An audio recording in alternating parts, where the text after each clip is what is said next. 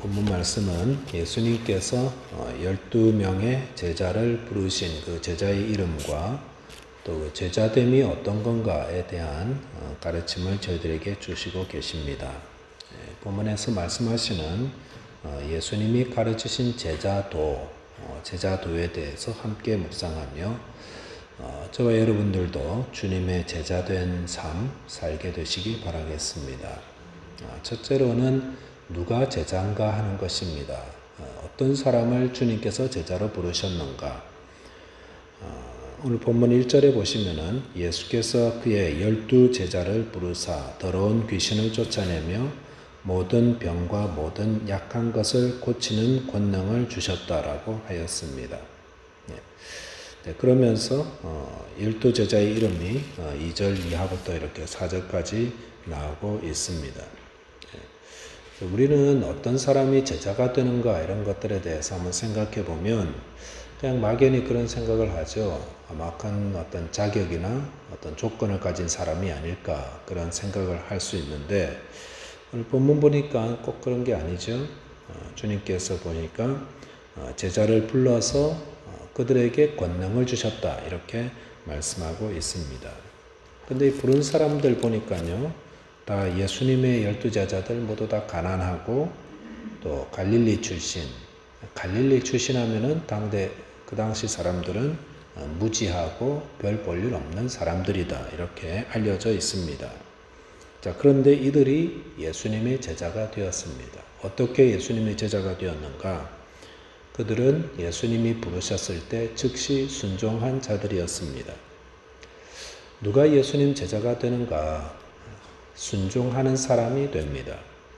자기의 능력, 자기의 조건 이런 거 가지고 의시되거나 이런 것도 아니고 또 그런 것에 대해서 너무 주눅들 것도 아니고 그냥 주님이 부르시면 예하고 가는 기꺼이 순종하는 사람이 예수님의 제자가 됩니다. 그 말은 아무리 능력 있고 또 가능성이 있다 할지라도 예수님의 부르심에 기꺼이 순종하지 않는 자는 예수님의 제자가 될 수 없습니다. 영생에 대해서 물으러 왔던 한 사람에 대한 기록은 마태복음, 마가복음, 누가복음 이렇게 세 군데 다 기록되어 있습니다. 근데 마가복음에 보시니까 이 사람에 대해서 예수님이 대화를 나누다가 그를 사랑하셨다라는 그런 말씀이 기록되어 있습니다. 그래서 영생에 대해서 물으러 왔던 그 사람과 몇 마디 대화를 나누신 예수님께서 그의 사람됨이 참 좋았던 것 같습니다. 그래서 그를 사랑하셔서 무슨 말씀을 하셨냐면 네가 온전하고자 할진대 네 재물을 팔아서 가난한 사람에게 다 나눠주고 나를 따르라 이렇게 하셨거든요. 그랬을 때 마가복음 10장 22절에 보니까 그 사람은 재물이 많은 고로 이 말씀으로 인하여 슬픈 기색을 띠고 근심하며 갔다라고 하였습니다. 예수님 보시기에 이 사람은 제자 되기에 참 준비가 잘 된 사람처럼 보였던 것 같습니다. 어려서부터 율법의 말씀 따라서 정말 착하게 성실하게 살아왔던 것 같고 또 예수님 찾아와서 이렇게 영생에 대한 거 물을 때도 굉장히 예의를 갖추고 예수님의 어떤 권위를 인정하고 보니까 예수님 보시기에 참 좋은 제자의 제목이 될 것 같은데 예수님 부르셨을 때 그가 가진 것들을 포기하지 못해서 근심하며 돌아갔습니다. 물론 나중에 다시 돌아와서 제자가 되었다 이런 그런 이야기들도 있습니다만 제자의 가장 중요한 것은 예수님이 나를 부르실 때 그 자리에 내가 맞다고 생각하든 안 하든 상관없이 이해라고 순종하는 자라는 것입니다. 왜 예수님이 부르실 때 순종하는 자가 예수님의 제자가 되어야 되는가? 그것은 그래야만 자기의 한계를 뛰어넘을 수가 있습니다. 우리가 예수님 제자로 살아가는 것은 내 능력, 내 조건, 내가 가진 구비한 경험 이런 거 가지고 그거 가지고 주님의 일 하는 거 아닙니다. 우리 교회도 이렇게 성도들이 이렇게 쭉 살펴보면 저분은 이런 재능이 있어 이런 거 하면 좋겠다 저런 거 하면 좋겠다 라고 생각하지만 실제로 그 일을 맡아서 하는 분들 보면은 물론 그런 재능이 있는 분들도 있지만 그런 재능이 없고 경험도 없고 조건도 안 돼도 그냥 순종함으로 하는 분들이 그런 일들을 잘 감당하고 있는 거 우리도 볼 수가 있습니다. 예수님이 그들에게 권능을 주시고 어떤 일을 맡기셨는가? 오늘 본문에도 보시면은 그런 이야기 나오지요. 그 8절에 보시니까 예수님이 그들에게 7절에 보면은 가면서 전파하여 말하되 천국이 가까웠다라고 전파하라고 했습니다. 예수님이 전파한 내용이죠. 천국이 가까웠다는 말씀.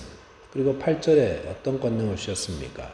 병든 자를 고치며 죽은 자를 살리며 나병 환자를 깨끗하게 하며 귀신을 쫓아내되 라고 하였습니다. 이 네 가지, 병든 자 고치고 죽은 자 살려내고 나병 환자 깨끗하게 하고 귀신 쫓아내는 거. 어떤 내용입니까? 우리가 8장과 9장에 살펴봤던 예수님의 사역의 내용하고 너무 똑같잖아요. 거기 어떤 것까지 포함되냐면은 병든 자 살려내는 건 어느 정도 할 수 있다고 봐요. 근데 죽은 자를 살리는 일까지 제자들에게 권능을 주셔서 하게 하셨습니다. 이게 자기 능력으로 되는 건가요? 누가 어떻게 죽은 자를 살려내요? 주님이 권능을 주실 때만이 할 수 있다라는 겁니다. 그래서 나의 능력과 나의 조건과 상관없이 주님이 나를 부르시면 기꺼이 순종하며 나아가는 자에게 주님께서 우리의 한계를 뛰어넘고 우리의 재능과 내가 할 수 있는 일까지 훨씬 뛰어넘는 대단한 권능을 주셔서 그 일을 감당하게 하는 것입니다. 왜 제자가 되지 못할까요?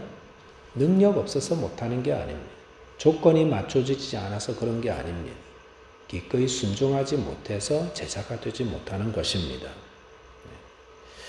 오늘도 주님께서 저와 여러분들 다 제자로 부르십니다. 예수 믿고 제자의 삶 살기를 바라십니다. 그럴 때에 주님 제가 여기 있사오니 나를 써주셔서 그 찬양 가사처럼 그 찬양 참 좋잖아요. 주님의 나라를 위해서 주님의 일을 하게 하기 위해서 지금도 일꾼들이 참 부족한데 주님 제가 힘은 없고 능력도 없고 조건도 많지 않고 경험도 없지만 주님 저를 부르시면 제가 기꺼이 그 일에 순종하겠습니다.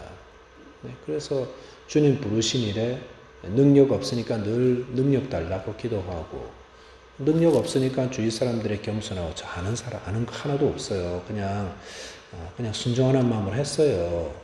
얼마나 좋아요. 그러니까 교회를 하고 주님의 일을 할 때도 다 화목하고 협력할 줄 알고 순종하는 자가 제자가 됩니다. 그래서 저와 여러분들께서 오늘도 주님의 부르심이 있을 때 기꺼이 순종하시고 또 그 일을 감당케 하시는 권능 주시는 주의 도우심으로 주님의 제자된 삶 살아가게 되시기를 바라겠습니다. 두 번째는 제자가 사는 법입니다. 그럼 제자는 어떻게 살아갈까? 5절과 6절에 보시면은 예수께서 이 12를 내보내시며 명하여 이르시되 이방인의 길로도 가지 말고 사마리아인의 고을에도 들어가지 말고 오히려 이스라엘 집의 잃어버린 양에게로 가라 말씀하셨습니다. 조금 이상한 말씀하셨죠.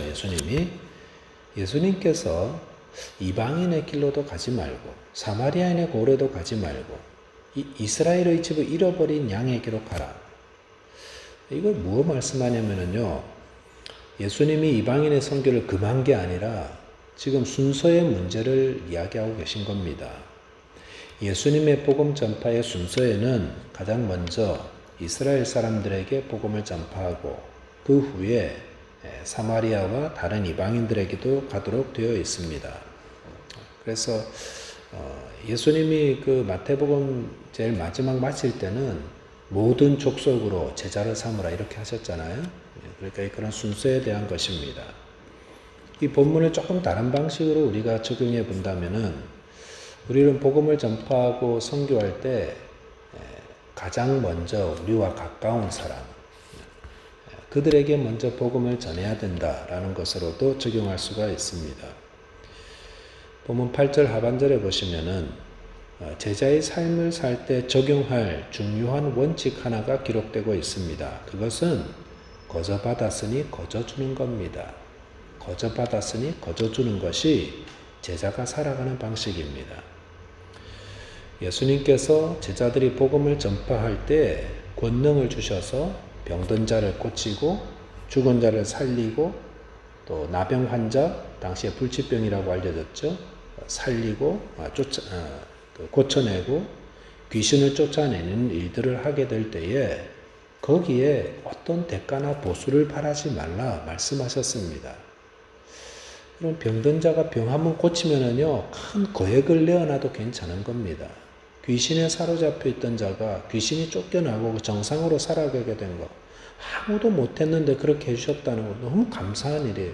뭘 요구해도 할 수가 있는 거예요. 그런데도 주님은 아무 대가 바라지 마라. 그 이유는 너희도 거저 받았는데 거저 받은 건 거저 주는 거다.